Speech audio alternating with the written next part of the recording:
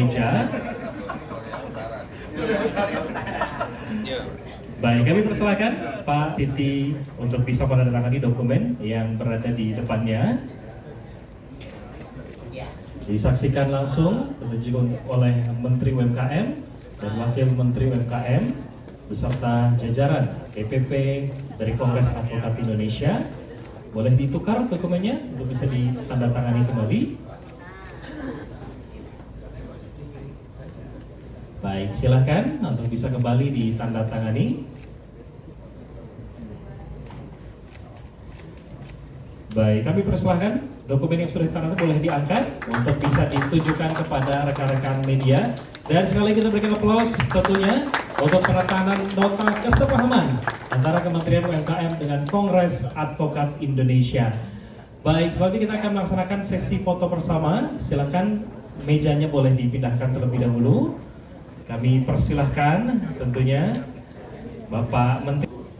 Baik, kami persilahkan juga ini berjalan dengan baik.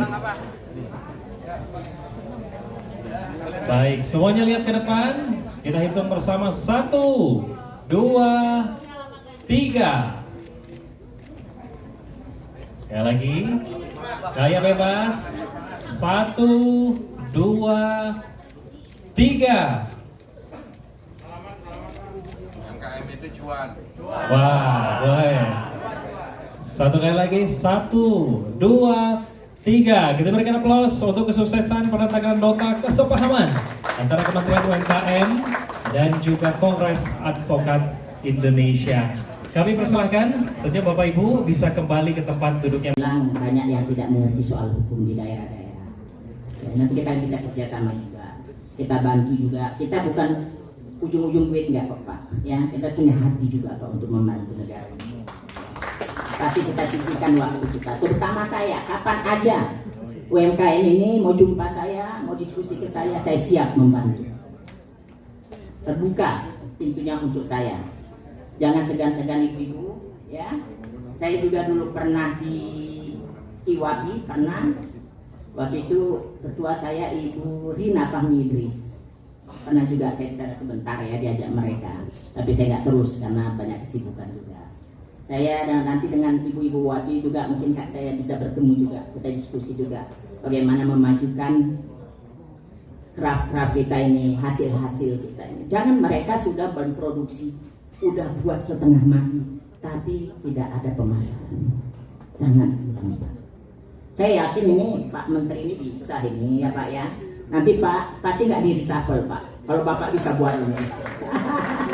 Saya akan laporkan nanti gimana hebatnya Bapak Menteri UMKM ini membuat acara seperti ini.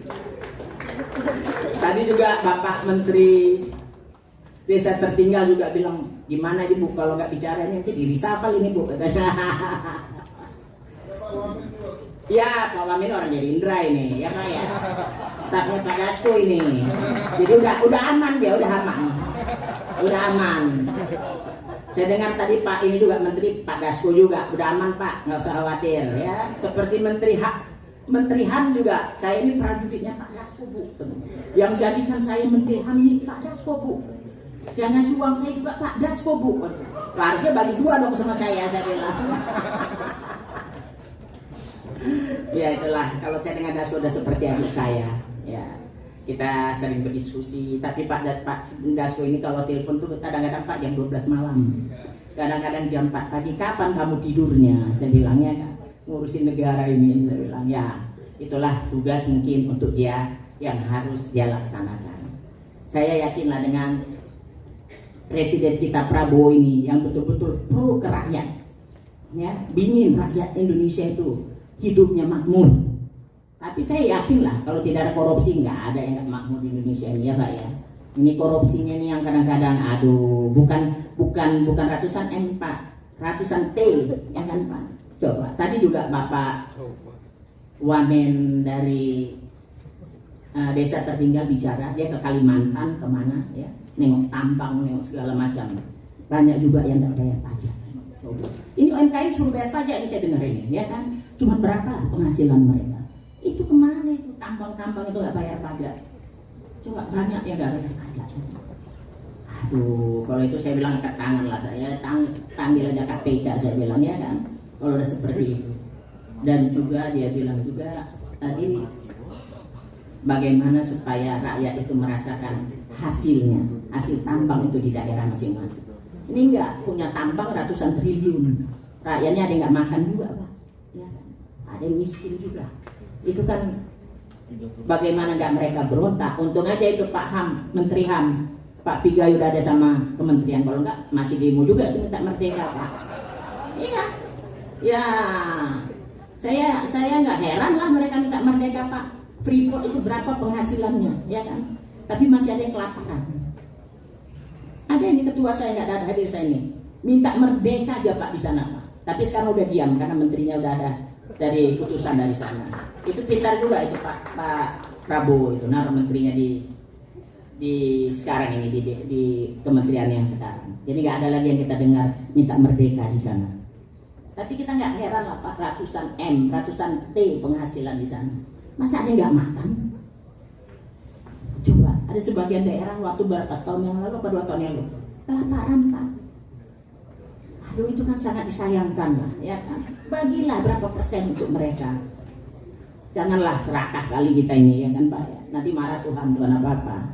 Ya, janganlah, semua kita mau punya uang, tapi mungkin dengan jalan yang benar, ya kan? Jalan yang benar dan tidak usah terlalu tamak sekali. Ya. Kami juga advokat butuh uang, tidak bisa juga bekerja dari hati aja dengan sukarela, nggak bisa Pak. Anak istri perlu makan mereka, ya kan? Jadi sama-sama mengerti aja lah kita Pak. Nanti saya juga kalau dapat duit saya bagi-bagi aja lah ya.